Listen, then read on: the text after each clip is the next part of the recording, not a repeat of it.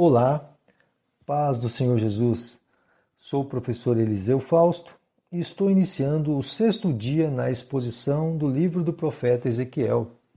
Hoje estaremos meditando nos capítulos 17, 18 e 19. Vamos orar? Senhor Deus, obrigado, meu Pai, por mais esta oportunidade de estar diante da Tua Palavra. Eu, juntamente com os meus irmãos e irmãs que estão, Senhor, lendo a Tua Palavra, meditando em Tua Palavra, Senhor, porque acreditamos que, através da Tua Palavra, podemos, Senhor, crescermos espiritualmente e também, Senhor, aprendermos a lidar, Senhor, com as várias questões da nossa vida pessoal. Pai, obrigado por esta oportunidade. Nos ajude, Senhor, a extrair o máximo de Tua Palavra, aprender dela e sermos fiéis dispenseiros do Teu Evangelho no mundo atual. Esteja conosco, Senhor. Nos dê sabedoria e entendimento, Senhor, para poder lidar com as várias situações que somos todos os dias, Senhor, expostos. Pai, no nome de Jesus, abençoe o lar, a família de cada um dos Teus filhos que aqui, Senhor, estão comigo orando neste momento. Traz saúde, paz, prosperidade, vida, restauração, Senhor. Eu peço a Tua bênção.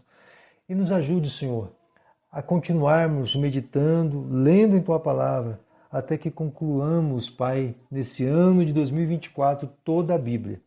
Eu peço a Tua bênção para esse momento e para todo este ano, em nome de Jesus. Amém. No capítulo 17, Deus orienta ao profeta que apresente diante dos anciãos e todos os exilados uma parábola de 2 águias e uma videira, para representar a desobediência e obstinação do povo em Jerusalém.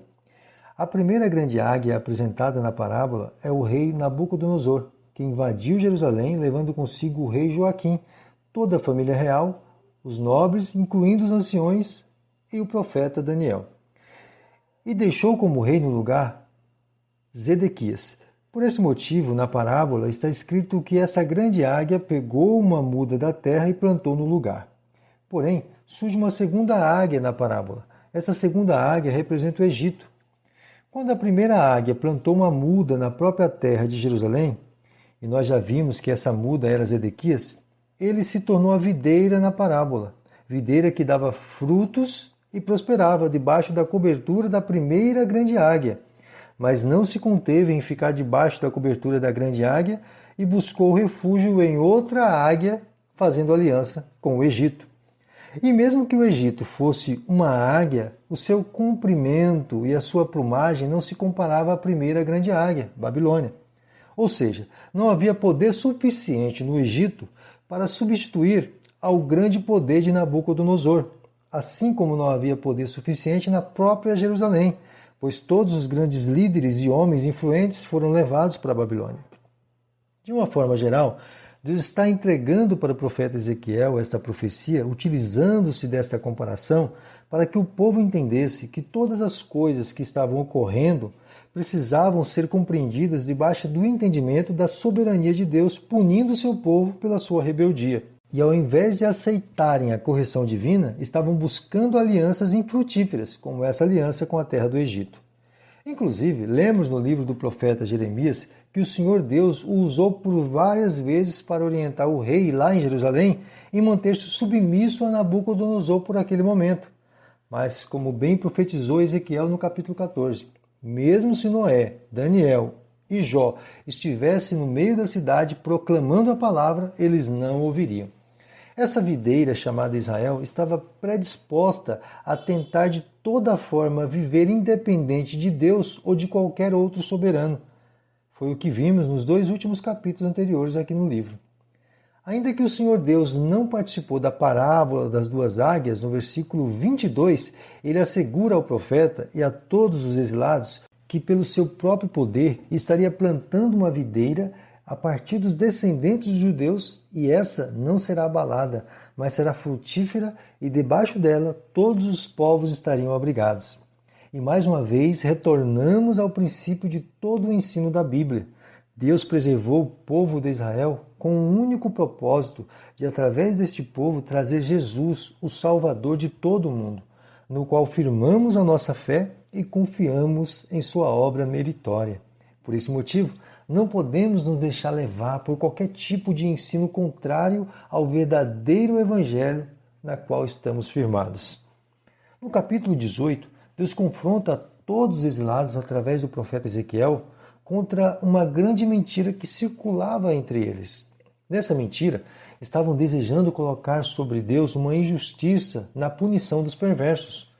E Deus, através do profeta, deixa bem claro que todos os perversos e desobedientes pagariam pelos seus próprios atos. Porém, aqueles que, ouvindo a repreensão, deixassem o seu caminho de perversidade, receberiam perdão pelos erros. De igual modo, aqueles que, mesmo depois de ouvirem a repreensão, continuassem em seus pecados, seriam punidos. O propósito deste capítulo é deixar bem claro para o povo de Israel e para todos nós que o Senhor Deus não trata como culpado o inocente, e nem mesmo recebe como inocente o culpado. Todos serão julgados de modo a serem absolvidos ou condenados pelos seus próprios atos individuais. Mesmo que o pai seja um grande ladrão e tenha gerado um filho honesto e trabalhador, o filho não seria culpado pelos roubos e desonestidades de seu pai. Assim como todo pecador, o povo de Israel estava querendo jogar a culpa de estarem passando pela punição divina em seus antepassados. Como todo pecador, o povo estava colocando a culpa em outros, não querendo assumir seus próprios erros.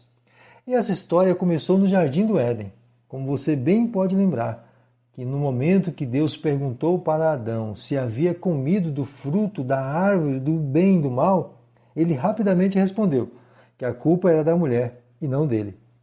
Mas o Senhor Deus é justo e não pratica nenhum tipo de injustiça. Interessante que os últimos versículos do capítulo, Deus ordena que o povo tenha em si mesmo um novo coração e um novo espírito. E essa exigência divina leva-nos a uma compreensão da nossa responsabilidade diante dos nossos próprios erros. Somente aquele que tem um novo coração e um novo espírito consegue reconhecer o seu próprio erro. Outro detalhe que nos chama a atenção nessa exigência é a graça de Deus em relação a ela. Pois observe que o Senhor Deus nos concede aquilo que Ele exige de nós. Vamos voltar um pouquinho lá no capítulo 11, versículo 19 aqui do livro, para que você possa entender o que eu acabei de dizer. Lá podemos ler que Deus é quem prometeu dar ao povo coração e espírito novos. E se formos um pouquinho mais adiante, lá na carta aos Hebreus, no capítulo 8, versículo 10, vamos ler que essa é a promessa também para o nosso tempo. E eu quero que você receba esse entendimento de tal forma que nenhum outro pensamento desvie você desta realidade espiritual que vou mencionar agora. Em todos os períodos da manifestação divina, no seu tratamento com o ser humano, a misericórdia e a graça estão sempre disponíveis. Deus não só exige de nós que venhamos obedecê-lo, mas ele se oferece de forma gratuita e bondosa para nos conceder poder para agirmos da forma que ele exige.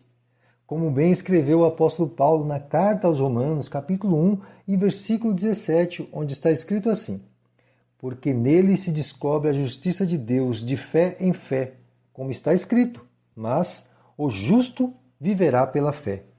Quando entendemos esta realidade, só temos uma coisa a fazer: nos render em fé e confiança diante de tamanha bondade e graça disponível a todos que desejarem receber essa verdade.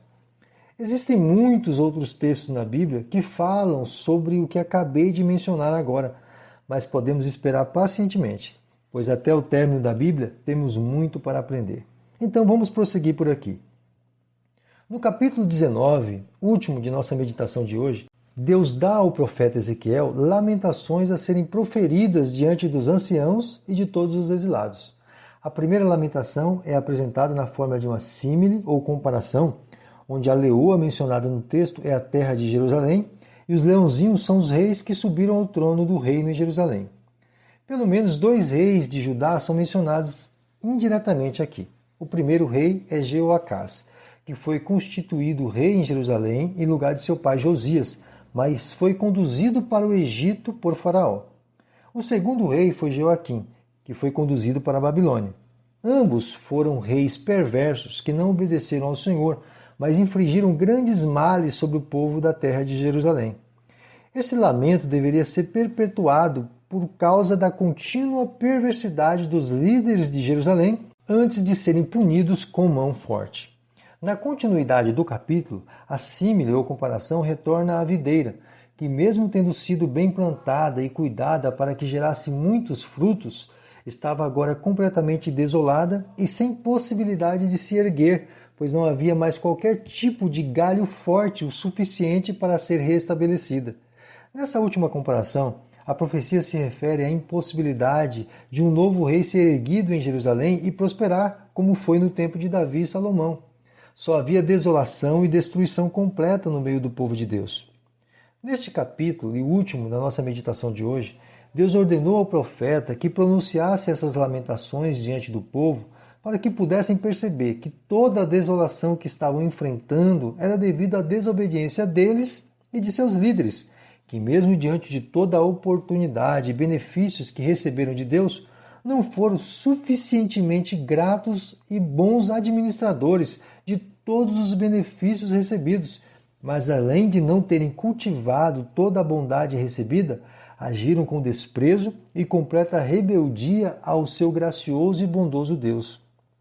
Essa realidade vivida pelo povo de Israel pode ser uma verdade também vivida por qualquer crente em todo e qualquer tempo, pois Deus, em todas as épocas, tem concedido de sua graça, bondade e misericórdia para com todos os seres humanos. Infelizmente, muitos desses beneficiados têm agido da mesma forma que o povo de Israel agiu nesse período.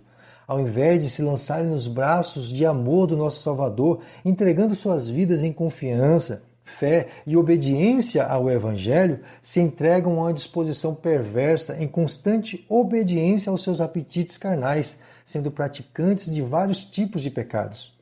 Enquanto desfrutam os benefícios da bondade e misericórdia de Deus que lhes concede vida e várias oportunidades de olhar para o Evangelho e se entregar a ele. Nenhum ser humano, assim como nenhum judeu, poderá colocar na conta de Deus qualquer tipo de injustiça, pois a sua bondade, graça e misericórdia são contempladas em todas as áreas da existência humana. Estamos cercados do início da nossa existência até o fim dela, com toda a sorte de bênçãos da providência divina, que voluntária e amorosamente tem concedido a todos nós favores que não merecemos. A isso damos o nome de graça abundante.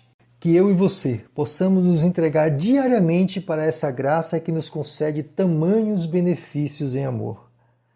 Aqui eu finalizo mais um dia, esperando você amanhã, querendo Deus.